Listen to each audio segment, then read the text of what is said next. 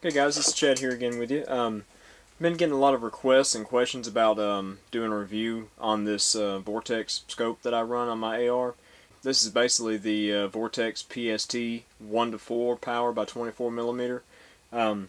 This is a fairly new optic. It's been out I think for maybe 2 or 3 years now, and they were pretty much a brand new company in the marketplace at the time, and they were doing a lot of research and getting a lot of customer feedback on these scopes, trying to keep them at a decent price point under the $1,000 mark.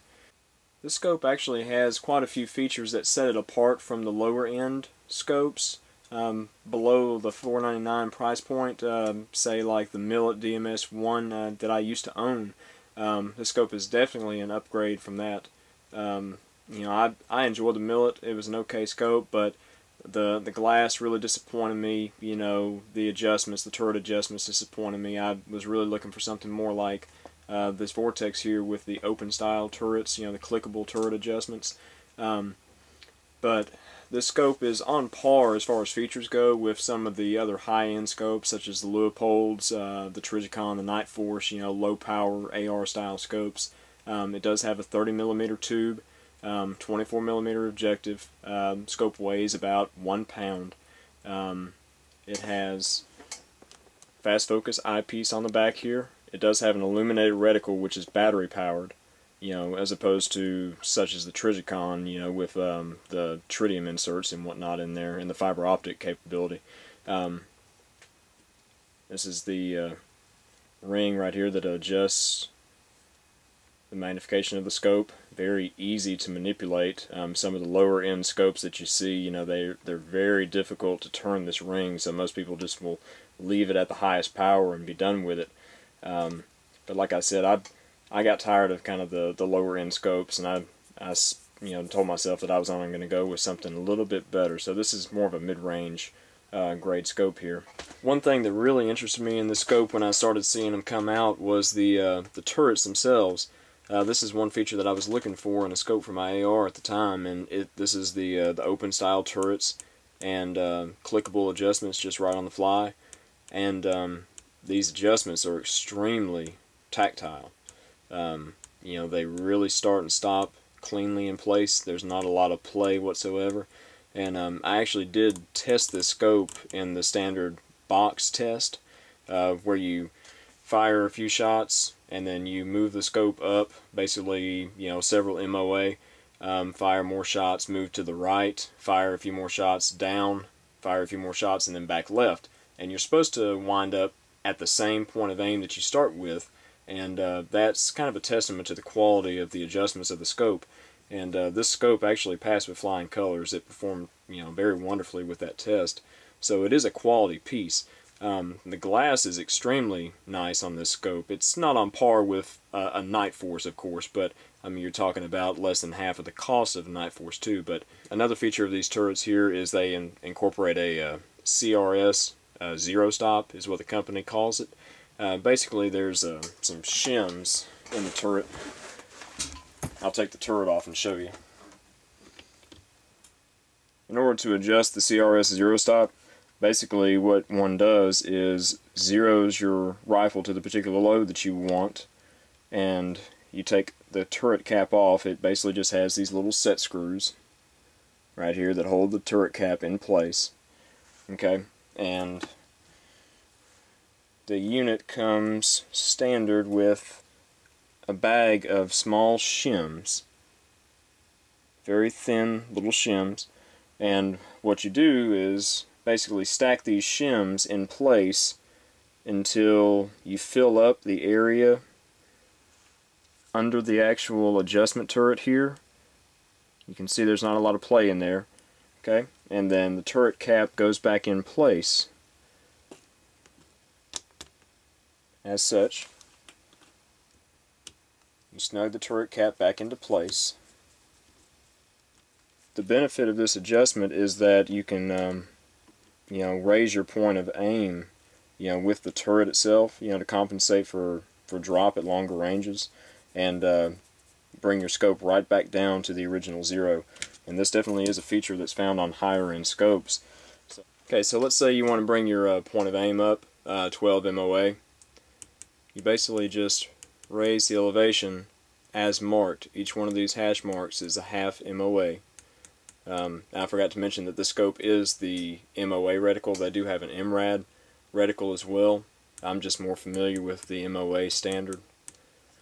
Okay, another neat feature of this scope here is the illumination setting itself. The illumination on the scope is powered by a 2032 button cell battery, which is housed underneath this turret here. Okay, and typically on scopes that have a battery powered illumination, you've got an off position and then you have, say, 10 brightness settings just in sequence. This scope actually has an off detent in between every setting. So right now it is in the off position, and then you turn it to 1. That's the lowest brightness setting. Now, brightness settings 1 through 5 are very low light settings. Those are going to be your settings for, if you're firing in the dark at some point. It goes up from 1 to 5 for the very low light settings, and then daytime settings start at 6. So basically right here you can have it set at the off position, and you can go to a night setting by turning it to 5 here, and then you can just click it right back off, and then say you're shooting during the day, you can click it right over to 6, and that's pretty much a daytime setting. Now the benefit of this is that you really don't need to rotate this dial all the way back around to an off position. You just click it one way or the other. So off, on to 5, turn it right back off. So pretty straightforward and very neat feature for this scope. Another thing that sets it apart from some of the lower end pieces that you see. Okay, I want to give you guys kind of a close-up of the reticle on this rifle scope. I love this reticle. Basically that dot right there in the center is a 1 MOA dot, and then the ring around is about 22 MOA, I believe. Now each hash mark is 2 MOA. Now that's on the highest magnification setting for this scope, which is 4 power. This is a second focal plane reticle, which means that any range estimation and whatnot has to be done on the highest power setting, as opposed to a first focal plane reticle where you can do adjustments anywhere along the magnification range.